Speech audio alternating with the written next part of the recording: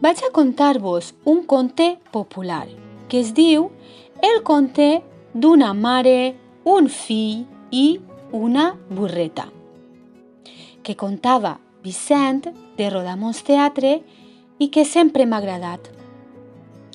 He canviat algunes coses. Espero que us agrade.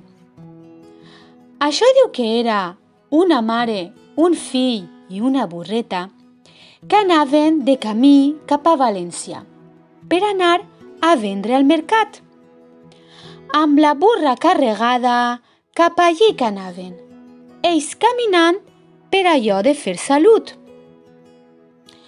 Passaren per un poble i sentiren que la gent comentava: «Mira estos, que curts que són!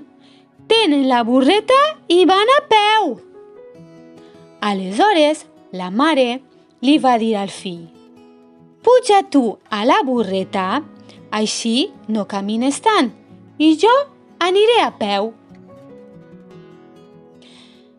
Travessaren per un altre poble, passaren per la plaça Major, que estava plena de gent, i sentiren una persona que deia: «Mira, el jove de la burreta i la mare caminant!»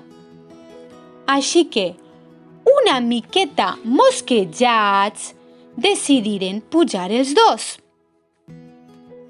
Quan ja faltava poc per arribar a València, passaren pel bell mig d'un poble i sentiren a un que deia: «Quina barra que és dos!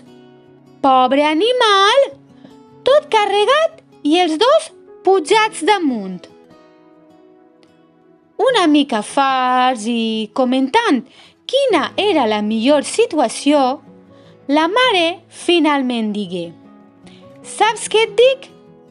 Que diguen el que vulguen els demés, que nosaltres farem el que ens sembla bé, perquè fem el que fem, sempre hi haurà algú que ho trobarà malament».